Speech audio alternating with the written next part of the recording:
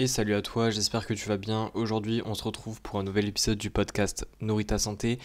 Et aujourd'hui, j'avais envie de parler de pourquoi est-ce que manger de manière intuitive peut être effectivement intéressant pour tes performances sportives et pourquoi est-ce que ça peut même augmenter tes performances sportives, puisque généralement quand on est sportif et qu'on nous parle de nutrition sportive, on nous parle beaucoup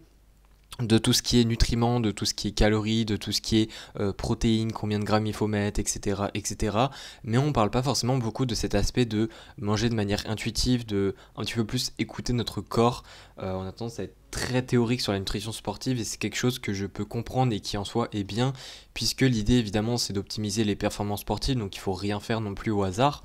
Mais j'avais envie d'expliquer un petit peu dans cet épisode de pourquoi on pourrait même dire que manger intuitivement peut être quelque chose d'intéressant pour les sportifs et qui peut donc être intégré dans, on va dire, les habitudes d'un sportif pour justement avoir un maximum de bénéfices par rapport à son alimentation. Donc au niveau de l'alimentation intuitive, qu'est-ce que c'est? Pour rappel, alors il y a pas mal de définitions je pense, mais une définition qui est assez parlante, c'est le fait en fait de manger euh, de manière consciente nos repas, donc c'est-à-dire ne pas être distrait pendant les repas, et ce qui nous permet de prendre notre temps à consommer notre repas, à prendre du plaisir à le consommer, les différents aliments qu'on a, à vraiment, on va dire, sentir les aliments, à vraiment les déguster, et pas juste à manger un petit peu de manière robotique, de manière automatique. C'est un petit peu ça, cette idée de manger de manière intuitive, et beaucoup de personnes d'ailleurs tournent autour de cette alimentation intuitive et prône que c'est vraiment la solution, etc. Alors personnellement, je suis pas forcément un pour ou contre, c'est-à-dire que je suis pas forcément à 100% dans le cas de oui, c'est absolument la méthode, mais je suis pas non plus dans le cas de dire non, l'alimentation intuitive est inutile, pardon, etc. Je suis plutôt du genre à être entre les deux et à penser qu'il faut dans tous les cas l'implémenter, mais que effectivement selon les profils et selon ce qu'on recherche, c'est plus ou moins pertinent de s'en préoccuper par rapport à encore une fois le pourquoi qu'on recherche. J'ai l'impression d'en parler à tous les épisodes, mais c'est vraiment la clé en fait, c'est de en nutrition en fait, même si c'est au final un style de vie et ça devient une habitude,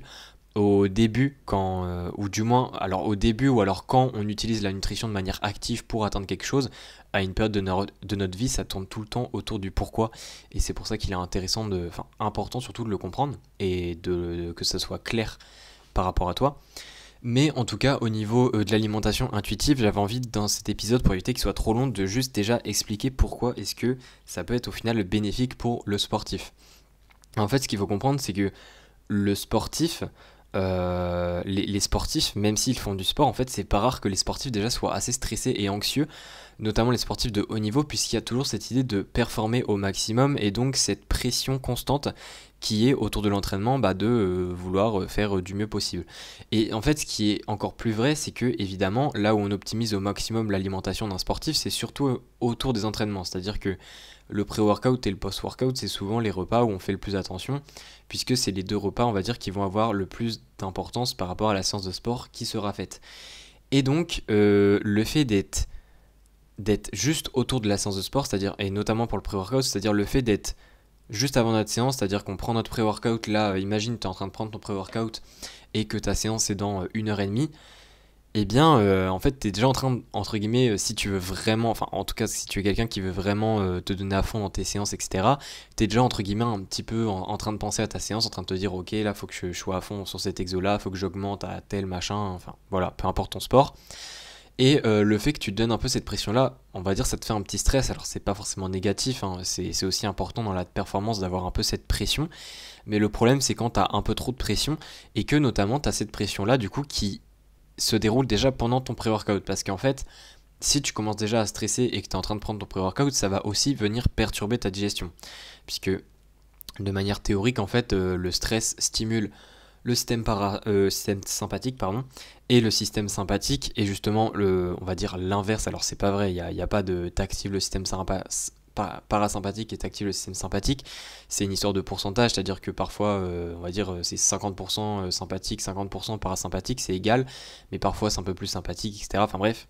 Mais en tout cas, si le dominant c'est le système sympathique, ça va venir perturber ta digestion puisque le nerf vague, qui est le nerf de ton corps qui est vraiment lié à la digestion, lui, a besoin d'une majorité d'activité de la part du système parasympathique. Et donc si pendant ton pré-workout tu es stressé et que donc tu vas perturber en fait ta digestion plus ou moins, et bien au final c'est quelque chose qui est contre-productif, puisque même si on va dire de manière théorique tout a bien été fait dans ton pré-workout pour que ça puisse t'apporter les bons nutriments au bon timing, pour que ça soit digéré avant ta séance, etc. Et bien au final le fait que tu sois entre guillemets stressé et sous pression avant en fait ta séance de sport va venir un peu perturber cette optimisation, et donc ça va peut-être poser plus de problèmes qu'on ne l'aurait pensé durant la séance de sport. Et en fait ici le problème c'est pas toute la structuration de ton pré-workout puisqu'elle a bien été faite, mais ici le problème c'est vraiment ce côté émotionnel que tu as durant ta séance, enfin durant ton pré-workout, c'est-à-dire cet aspect stressé. Et justement ce qui peut être travaillé ici c'est ta capacité à travailler en fait ton alimentation intuitive, c'est-à-dire ta capacité à être conscient dans le moment, c'est-à-dire à vraiment profiter du repas au lieu de te projeter dans 1h30 quand tu vas commencer ta séance, même si voilà, tout ce qui est visualisation, etc., ça a des effets dans le sport, c'est intéressant, mais ici on est vraiment en train de manger, donc ça n'a pas trop d'intérêt de le faire, il faut mieux le faire au début de sa séance de sport directement, mais voilà, en fait, manger de manière intuitive, ça peut te permettre déjà d'être moins stressé durant ton repas, mais aussi de prendre plus le temps, parce que généralement le pré-workout, puisqu'il y a pas mal de personnes, et d'ailleurs j'en fais partie donc j'ai rien à dire là-dessus, qui disent oui, plus tu prends ton pré-workout proche de ta séance et plus ça risque de poser problème. Et bien il y a des personnes parfois qui se dépêchent un petit peu à prendre leur pré-workout, c'est-à-dire qu'ils prennent assez rapidement et du coup qu'ils mangent rapidement, et ça aussi ça peut poser des problèmes de digestion, donc au final c'est totalement contre-productif de faire ça, mais c'est juste que de manière instinctive pour nous ça ne l'est pas. Et c'est ici aussi que l'alimentation intuitive peut être plus intéressante, puisque dans l'alimentation intuitive on met plutôt en avant le fait de prendre son temps de manger, de ne pas faire autre chose en même temps, de bien mastiquer ses aliments. Et ça, au final, le fait d'agir comme ceci, ça peut améliorer ta digestion, et donc ça peut au final améliorer tes performances, parce que si ça diminue un maximum les risques que tu aies une digestion un petit peu lente, un petit peu perturbante durant ta séance de sport, eh bien ça va peut-être pas augmenter tes séances de sport, mais au final si ta digestion auparavant, sans trop t'en rendre compte, puisque vous avez déjà travaillé dessus, amélioré des choses, et bien même si avant elle n'était pas totalement optimisée, mais tu t'en rendais pas compte parce qu'elle était déjà bien, et bien le fait que là elle soit on va dire encore plus optimisée, bah au final ça va améliorer tes performances sportives. Donc c'est je trouve un point intéressant à prendre en compte, et je pense que c'est aussi important pour juste la santé mentale, d'apprendre un petit peu à agir comme ça, puisque tout ce qui est stress, etc., c'est déjà, je pense, assez présent dans notre vie, et je pense que pendant les repas, il n'y a pas à stresser, donc vraiment ce principe-là, sur ce point de vue, c'est pour ça que je trouve qu'il est intéressant à mettre en place pour tout le monde, mais évidemment, il y a toujours du bon et à du laisser, et surtout, il y a toujours une idée de priorité, en fait, mais je pense que pour les athlètes, ça peut avoir quand même un intérêt, certains points, notamment la mastication aussi, pour justement jouer un rôle sur les performances sportives de manière indirecte. Donc voilà, c'est un petit peu ce que j'avais envie de partager dans cet épisode. Mais en tout cas, il y a pas mal d'études, je vais d'ailleurs mettre 2-3 études en description, qui ont quand même trouvé quelques liens entre l'alimentation intuitive et la santé, et notamment la santé psychologique, c'est-à-dire le fait d'avoir moins de pression de par notre alimentation en mangeant de manière intuitive. Donc il y a pas mal de bienfaits quand même qui sont prouvés, même si de manière physiologique c'est une autre histoire. Mais voilà, comme je l'ai dit, il y a toujours du bon et du laisser, mais c'est un petit peu ce que je voulais partager aujourd'hui. En tout cas, si tu veux aller plus loin au niveau de tes performances sportives, j'ai fait un guide gratuit qui t'explique justement comment optimiser tes repas autour de tes séances de sport, que ce soit ton pré-workout et ton post-workout. Si ça t'intéresse, c'est gratuit, n'hésite pas à y jeter un coup d'œil. C'est le premier lien dans la description du podcast, et on se dit à la prochaine. Allez, ciao.